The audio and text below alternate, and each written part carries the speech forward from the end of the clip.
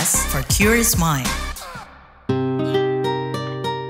Jadi kan bukan karena kamu jelek, tapi memang ada keputusan bisnis yang diambil perusahaan gitu. Nah, yang bisa kita kontrol adalah bagaimana kita menanggapi itu, bagaimana kita, tubuh kita atau mental kita menerima itu. Kita kan nggak bisa kontrol apa yang terjadi di ekonomi kan gitu ya. Tapi kita bisa kontrol gimana kita menyikapinya.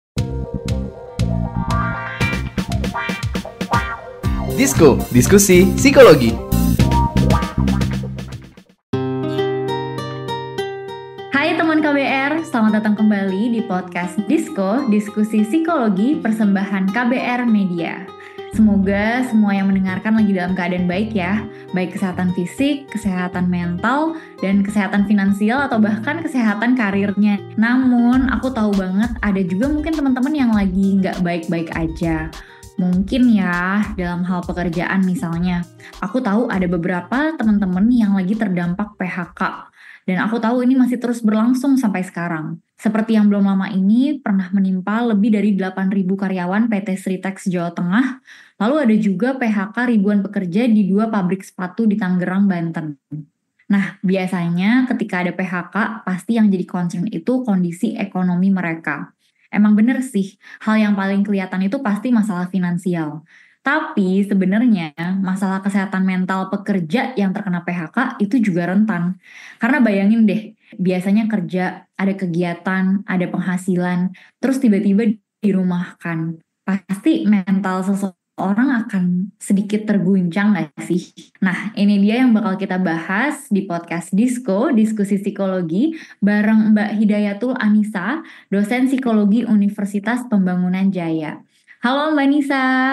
Halo Mbak Mahari, salam kenal. Salam kenal. Aku pengen tahu dong Mbak, kira-kira tanggapan Mbak gimana sih mendengar kabar dan juga berita tentang besarnya gelombang PHK di tahun 2025 ini? Oke, sama seperti yang Mbak Mahari sampaikan tadi ya, bagi orang-orang yang sudah biasa berrutinitas kerja dari Senin sampai Jumat gitu ya, awal-awal dapat PHK mungkin rasanya kayak liburan, mungkin enak sehari 2 hari gitu ya. Tapi kalau berminggu-minggu, berbulan-bulan tanpa kejelasan, nggak ada penghasilan lagi, nah itu gimana rasanya? Itu nyerang psikologis banget ya gitu ya, rasa hilang arah gitu ya, jobless gitu. Nah, kehilangan pekerjaan ini sebenarnya hampir mirip sama kondisi kita kalau kehilangan seseorang, Mbak, gitu. Ada perasaan sedih, marah, gitu ya, bingung harus ke depannya gimana. Nah, ngelihat gelombang PHK sampai tahun ini masih besar, ini menandakan bahwa sepenuhnya ekonomi kita belum pulih gitu ya pasca COVID, ataupun memang ketertinggalan teknologi sendiri gitu. Karena perkembangan teknologi versus perkembangan SDM itu jauh tertinggal gitu perkembangan SDM-nya. Mungkin saja di perusahaan-perusahaan sudah mulai banyak mengarahkan ke teknologi gitu ya, sehingga efisiensi dan restrukturisasi itu jadi semakin banyak di perusahaan-perusahaan. Jadi akhirnya pekerjaan-pekerjaan yang harusnya itu bisa dilakukan oleh 10 orang mungkin saat ini bisa diefisiensi jadi 5 orang, 3 orang, nah hal seperti itu gitu. Nah, tapi kalau kita lihat PHK ini bukan lebih ke performa individu ya, ini lebih bicara keputusan bisnis yang diambil perusahaannya gitu. Tapi tetap aja akan ada dampaknya ke psikologis karyawan yang di PHK tersebut gitu ya. Kalau kita bicara PHK yang di Tangerang baru-baru ini gitu ya, itu kan ribuan karyawan gitu ya yang kehilangan mata pencarian gitu, nggak sekedar angka aja gitu ya, ada keluarga mereka yang terdampak juga gitu. Mereka mau nggak mau gitu ya harus cepat, harus segera pulih gitu mencari pekerjaan baru, sementara lapangan pekerjaan yang ada saat ini tuh kan terbatas gitu ya. Kalau kita kaitkan sama teori psikologi gitu ya, salah satu needs-nya manusia adalah kebutuhan akan keamanan gitu ya. Jadi bagi orang-orang yang merasa gitu ya kehilangan, nggak secure lagi, ngerasa job security-nya udah nggak ada gitu ya. Nah itu akan banyak tuh dampaknya. Nah, selain finansial pasti itu juga akan mengguncang aspek yang membuat mereka menjadi stres, kecemasan karena ketidakamanan dari segi pekerjaan itu sendiri. Gitu sih Mbak tanggapan aku. Oke Mbak Nisa, jadi ternyata bukan cuman kondisi ekonomi dari orang yang terkena PHK, tapi juga keadaan kesehatan mentalnya bisa terguncang dan bahkan keluarganya juga bisa terdampak ya Kak? Betul. Makanya that's why dukungan orang-orang sekitar tuh penting ya Mbak ya. Jadi kayak misal yang ter-PHK-nya adalah suaminya gitu ya, kepala keluarganya. Kalau support sistemnya yang terdekat gitu ya, ring satu dalam hidupnya kayak istri ataupun anak-anaknya tidak support gitu ya, si kepala keluarga akan lebih rentan terkena stres gitu ya menghadapi PHK gitu, karena tidak ada support system yang bukannya menyemangati gitu ya, mendukung, tapi malah terus menekan gitu ya, biaya tiap hari harus tetap dikeluarkan tapi pemasukannya belum ada gitu ya. Makanya respon tiap orang pun berbeda menghadapi PHK ini sebenarnya gitu. Dan kalau misalnya kita mau lihat, kita mau observe gitu ya, biasanya gejala apa sih yang perlu kita perhatikan kepada para korban-korban dari PHK gitu ya? Apa yang bisa kita lihat yang kira-kira menjadi tanda bahwa mungkin keadaan mentalnya sedang terganggu? Oke, gejala yang perlu diperhatikan bagi pekerja yang pasca dia terdampak gitu ya Mbak ya. Tanda-tandanya beda-beda ya setiap orang, tapi umumnya yang bisa diwaspadai paling pertama akan kena gangguan tidur gitu ya. Karena paling pertama terhadap menghadapi PHK tentu ketika dia tidur sudah tidak lagi nyenyak gitu ya. Besok pagi mau kerja apa gitu, mau makan apa gitu ya. Jadi kemungkinan yang paling dekat akan terjadi adalah insomnia karena kepikiran gitu ya. Terus dipenuhi oleh kekhawatiran gitu, perkara finansial dan masa depan gitu ya. Kemudian yang kedua, perubahan suasana hati. Itu pasti mungkin yang awalnya dari optimis dapat kerjaan baru, kemudian seiring mulai waktu gitu ya, berjalannya waktu nggak ada panggilan interview nih gitu ya, kemudian udah kirim beberapa lamaran tapi belum ada panggilan lagi, ditolak gitu ya. Itu jika terjadi terus-menerus akan mengakibatkan perubahan suasana hati yang drastis gitu. Kemudian karena kebanyakan ditolak gitu ya, pasti akan ada penarikan diri gitu ya dari lingkungan gitu, karena takut ditanya sama keluarga, sama tetangga gitu ya, udah dapat kerjaan baru belum gitu ya. Nah itu juga jadinya bagi orang yang tadinya aktif gitu ya, aktif bersosialisasi dengan sekitarnya, jadi mungkin akan cenderung menarik diri dari lingkungan sosialnya gitu, karena ada rasa malu gitu. Kalau dalam psikologi itu kita bisa sebut dengan general adaptation syndrome gitu ya. Jadi teori ini itu menggambarkan bagaimana tubuh bereaksi terhadap adanya ketakutan atau stres yang memicu stresornya gitu. Ada 3 tahap gitu ya, dari alarm stage gitu ya. Awalnya tubuh kita merasa panik gitu ya, ketika kita baru saja dapat info di PHK gitu. Kemudian tubuh kita menghadapi resistance stage gitu ya, mulai beradaptasi nih sedikit demi sedikit, mulai mencoba cari pekerjaan baru atau mencari solusi atau jalan keluar, entah itu melamar lagi ataupun mau berwirausaha gitu. Kemudian stage yang terakhir adalah exhaustion stage gitu. Jika tekanannya semakin berlanjut, orang-orang yang sudah sampai di stage ini bisa mengalami emotional burnout, bahkan bisa sampai depresi gitu. Jadi jika seseorang bisa terus-menerus mengalami insomnia, kehilangan motivasi, putus asa gitu ya, dan terjebak di stage yang terakhir tadi, di mana stresnya sudah berkepanjangan, itu bisa mengakibatkan gangguan mental yang sangat serius gitu Mbak. Oke. Wow, penjelasannya lengkap banget Mbak Nisa. Dan dari sini kita juga bisa tahu kira-kira apa yang dialami seseorang yang baru menerima kabar bahwa dia di PHK. Nah, setelah break yang satu ini kita akan bahas kira-kira gimana caranya seseorang yang terdampak PHK ini bisa tetap menjaga kesehatan mentalnya, kemudian bagaimana juga orang-orang di sekitar bisa support, dan kapan juga nih kita perlu untuk ke psikolog sih gitu ya, ketika udah tanda-tandanya seperti apa. Setelah break yang satu ini ya. Bagaimana kamu melihat cinta? Seberapa jauh eksplorasimu soal cinta? Nikah, pacaran, cinta aja nggak cukup gitu. Tapi kalau saya bilang cinta aja tuh cukup. Makna cinta, Cile, aduh. Pokoknya ketika bilang cinta itu gue cuma tahu kalau you fall in love with the person and the complete package of the person ya. Cinta itu bisa menyenangkan, tapi cinta itu kadang rumit. Tiap orang punya ragam cerita cintanya.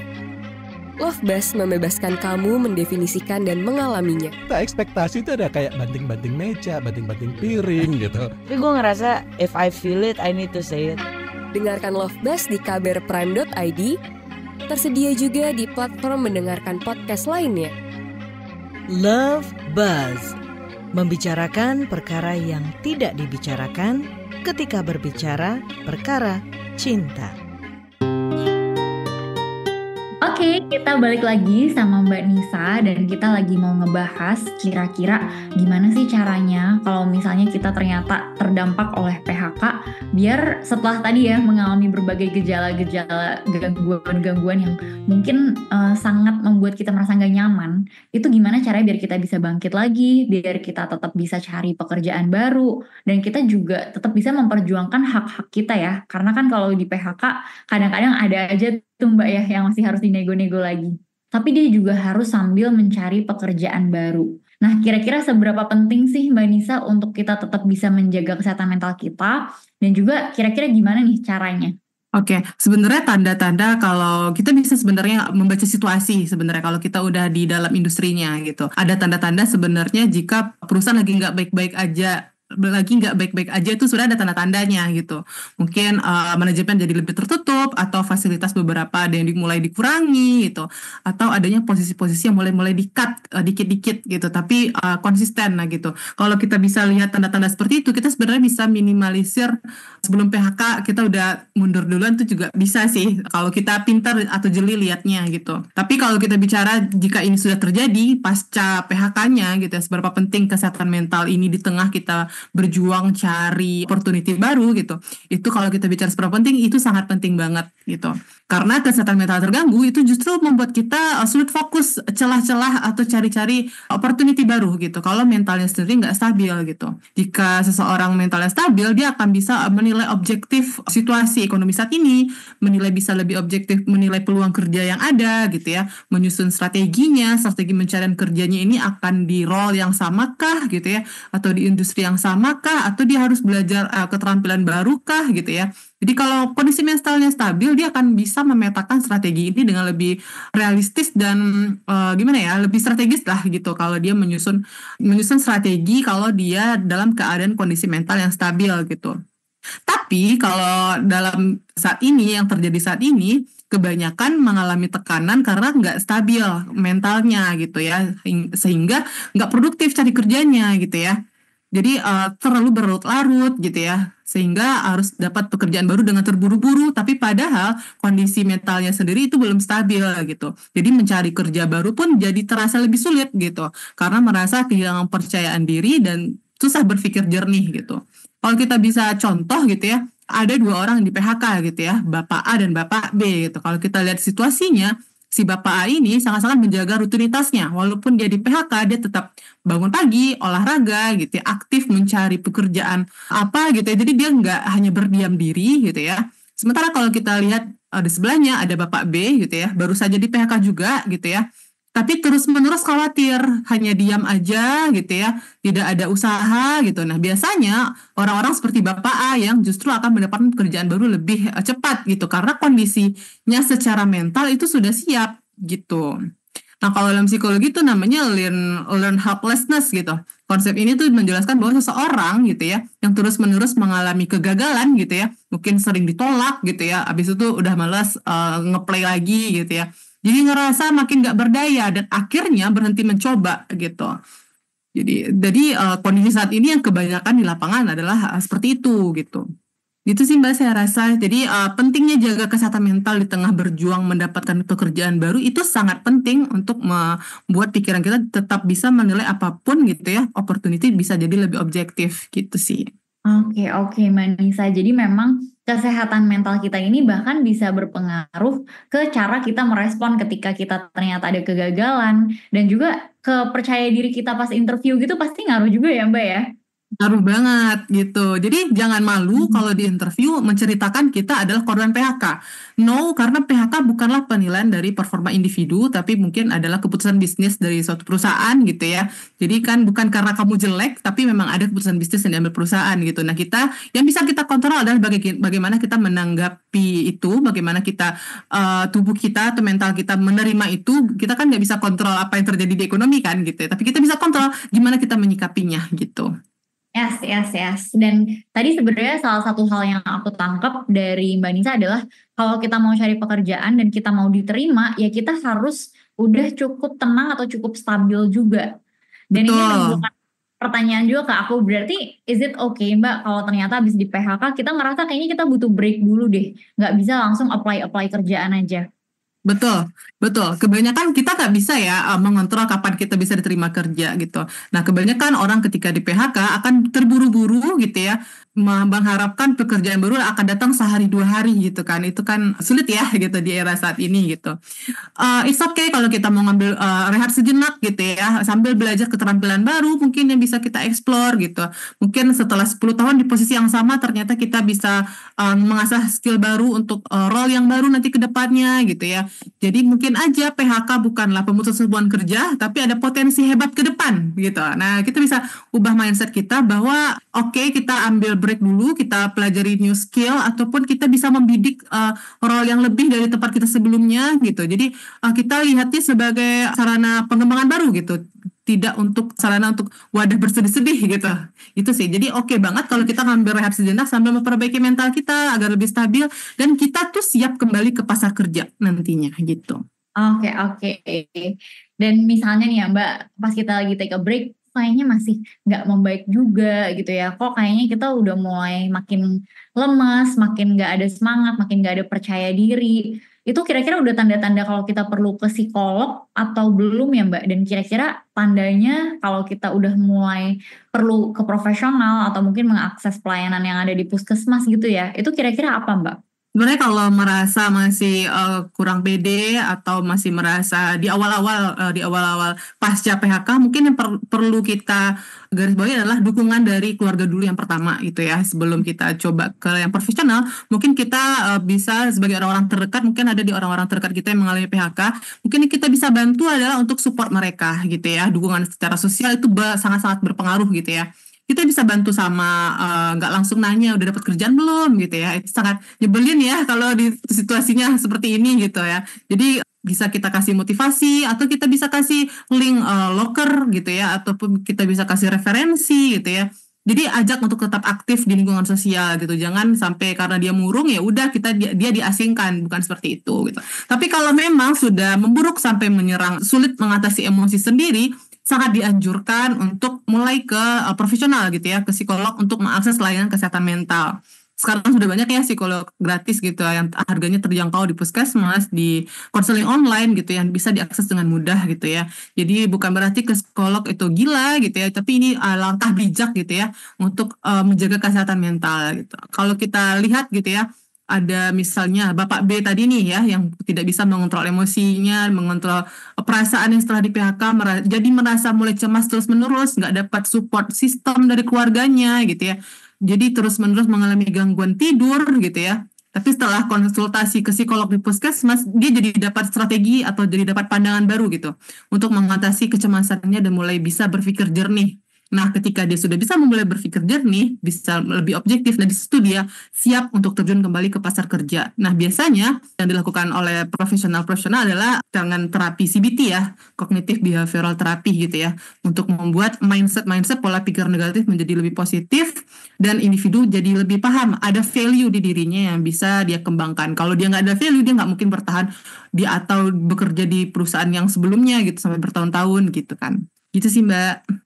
Oke, thank you so much Mbak Nisa. Hari ini insightful banget, banyak yang bisa kita pelajari, mulai dari gejala-gejala yang kita alami kalau misalnya kita terdampak PHK, kemudian apa yang bisa kita lakukan untuk menjaga kesehatan mental kita, termasuk taking a break, dan kalau orang-orang di sekitar kita yang mengalami, apa yang bisa kita lakukan untuk support mereka, dan juga mengenali tanda-tanda kapan waktunya untuk kita pergi ke psikolog.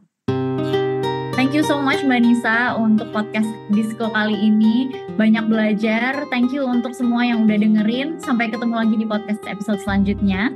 Dengerin di kbrprime.id atau platform mendengar podcast lainnya.